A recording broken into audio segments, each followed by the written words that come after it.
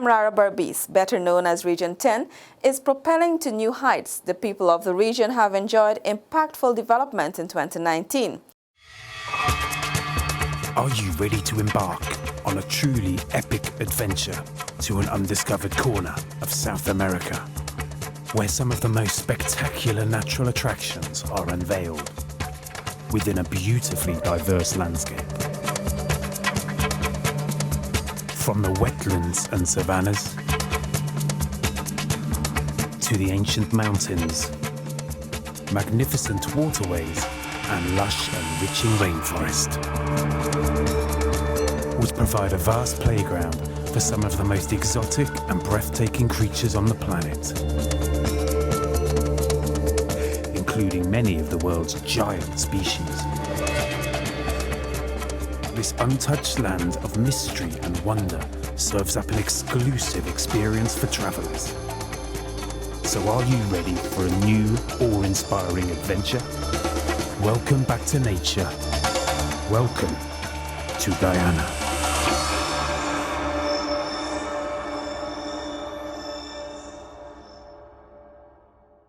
Transformational development is taking Region 10 by storm. The last 4 years has placed it on a trajectory that has empowered the people who call the region home. The year 2019 alone speaks volume. The development can be seen by those who are not native to the region. Those living in the mining town of Linden are no longer relegated. After being marginalized for 7 long years, the wait was over for the people of Linden after they finally got approval for the television station license. The approval was given by the Guyana National Broadcasting Authority, GNBA, back in March. Last October, the station was commissioned by His Excellency David Granger. Now on air is the Linden Broadcasting Network. Member of Parliament German Fugera, who is also the secretary of the trust company of the station, said Lindeners are satisfied, especially since it is something they fought tirelessly for. Monumental indeed, but it gets better. The more than 300 residents who reside in Andyville are now having electricity. For more than 20 years, they lived in darkness. However, with the commissioning of a new power station in the community, they will be having a bright Christmas for the first time. What is important is that it goes beyond just having lights or a bright Christmas. Many students are now able to adequately prepare for examinations and their future. The historic feat had residents overjoyed. Andre Seaton is one of the many who are now enjoying electricity after many failed attempts by the previous administration. I give thanks for the mobilization of this electricity.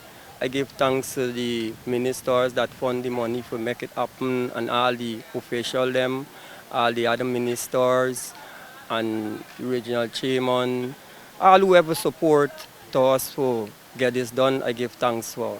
And it's great because it's a development for the community, the youths them today with the studies and these kind of things.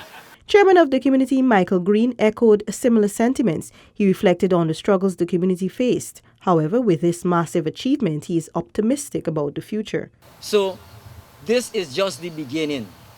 And I want to give thanks to everyone who have created it. Another community in Region 10, Prosville, is also enjoying lights with electricity after a 15-year wait.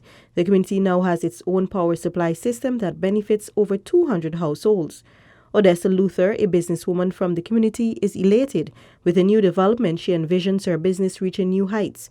Luther also commended the government for literally shedding light on the community. Well, it's a long time we're there without electricity, so it's a very good thing that the government could actually come in and do this for we. Leandre Clark, a mechanic with 10 years' experience, said electricity will make studying a bit easier for the young people who are the future. We was petitioning a little time, but as time goes by, things end up working out. Since as this new government come into power, they promised us that they would give us lights for Christmas, and it come into reality. Malcolm X once said, "Education is our passport to the future, for tomorrow belongs to the people who prepare for it today." With that, the government has invested millions in that sector in the upper Demerara-Berbice region.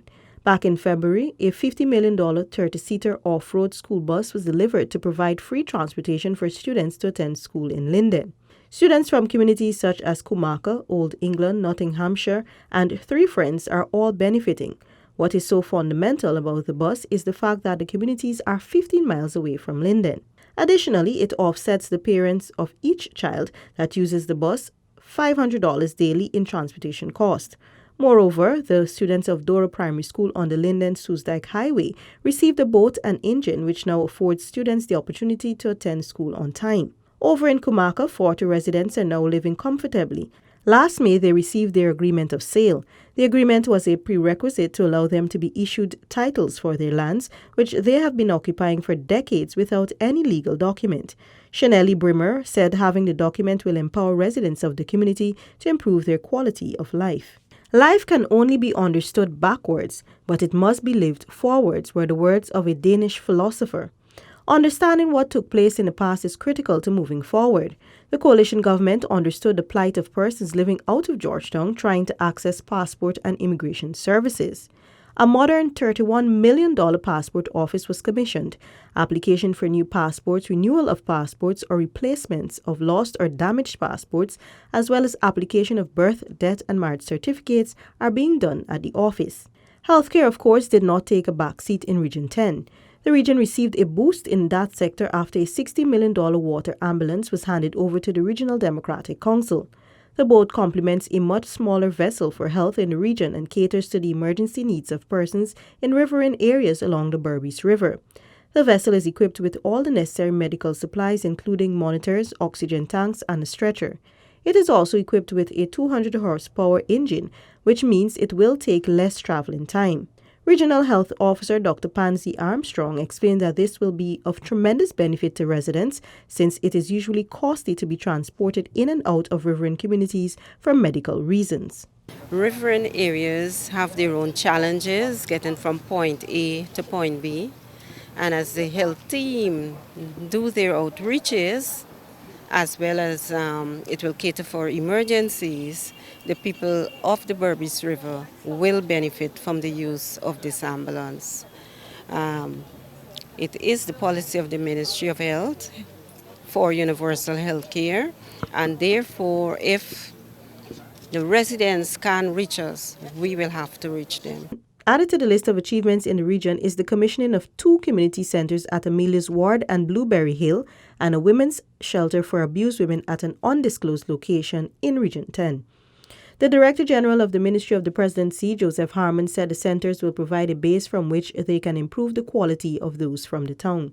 Community centers must be used to promote development, to be centers of entrepreneurship, to hone in on the opportunities for nascent micro-enterprises, and help to awaken the inherent entrepreneurial spirit and abilities of our residents in these communities. To top things off, a $178 million state-of-the-art 8-lane synthetic track is near completion at the Bay Rock Community Center in Wisma-Linden. Such a development speaks volume, especially since the region has produced some of Guyana's top athletes and for the past 4 years dominated the national school cycling, swimming, and track and field championships. Minister of Social Cohesion, who also has responsibility for sports, the Honourable Dr. George Norton, noted that Region 10 has always positively contributed to sporting development in Guyana, and the athletes have always represented Guyana well at international competitions. Fundamental development indeed. This has been InfoHub Extended, where we took a look at the development taking place in Region 10. Thanks for joining us. Goodbye. Are you ready to embark on a truly epic adventure to an undiscovered corner of South America, where some of the most spectacular natural attractions are unveiled within a beautifully diverse landscape? From the wetlands and savannas to the ancient mountains, magnificent waterways, and lush and enriching rainforest would provide a vast playground for some of the most exotic and breathtaking creatures on the planet, including many of the world's giant species. This untouched land of mystery and wonder serves up an exclusive experience for travelers. So are you ready for a new, awe-inspiring adventure? Welcome back to nature. Welcome to Guyana.